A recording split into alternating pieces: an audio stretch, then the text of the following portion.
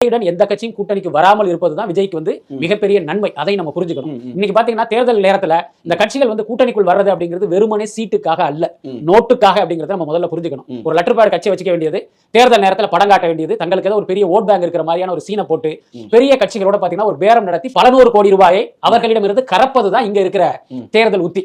ஊழல்வாதிகள் விஜயிடம் வருவதை விட வராமல் இருப்பதுதான் நல்லது. அதுதான் விஜயினுடைய இமேஜை இன்னும் பல மடங்கு உயர்த்தும். நீங்க பிரச்சார கூட்டத்தில் போய் ஊழல் பத்தி பேசும்போது பக்கத்துல யாரும் ஊழல் கரைபடியாத ஆட்கள் இருக்கணும்.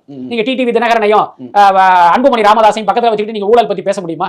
என்ன அதனால இவர்கள் வராததுங்கிறது தான் தாவேகாவுக்கு பெரிய பலமாக நான் நினைக்கிறேன். நாயகன் படம் வந்து ரிலீஸ் ஆகல அப்படிங்கிறது சமூக பிரச்சனையோ நம் நாட்டு மக்களுடைய பிரச்சனையோ கிடையாது. அது வந்து கேவிஎன் ப்ரொடக்ஷன் என்கிற ஒரு தனிப்பட்ட தயாரிப்பாளருடைய பிரச்சனை, விஜய் என்கிற நடிகருடைய பிரச்சனை. அங்க மகாபலிபுரத்தில் நடந்தது தாவேகாவுடைய செயல் வீரர்கள் கூட்டம்.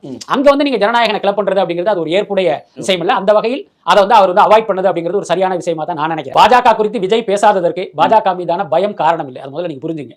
விஜய் மாதிரியான ஒரு மிகப்பெரிய நடிகர் வாயிலிருந்து இப்ப பாஜக குறித்து வரும்போது அது பாஜகவுக்கே மைலேஜா மாறிடும். இப்ப எப்பயுமே பாத்தீங்கன்னா ஒரு செலிபிரிட்டி ஒரு சாமானியமான ஆள் குறித்து பேசும்போது பாத்தீங்கன்னா ஊடகங்களுடைய பார்வை அவர் மீது திரும்புறத பாக்கலாம். பாஜக என்கிற கட்சி விஜய் பொருட்படுத்தாம இருப்பது ஏன்னா பாஜகவுக்கு வந்து எந்த இதையும் தராது. அதே நேரம் விஜய் பாஜகவை அட்ரஸ் பண்ணா பாஜகவுக்கே பாத்தீங்கன்னா தமிழ்நாட்டில் ஒரு கூடுதல் கவன ஈர்ப்பு கிடைக்கும். இது போல தமிழ்நாட்டில் பாஜக என்கிற கட்சியை தெரியாதவர்கள் பல பேர் இருக்காங்க. நீங்க அரசியலை உன்னிப்பாக கவனிப்பவர்களுக்கு தான் பாஜகங்கிற ஒரு கட்சியே தெரியும். ஏன்னா கட்சி சாராத ஒரு பாமர மக்களுக்கு எல்லாம் பாஜக என்னன்னே தெரியாது. அப்ப விஜய் வந்து அதை பேசும்போது பாத்தீங்கன்னா அவர்களிடமும் இந்த கட்சி போய் சேரும்.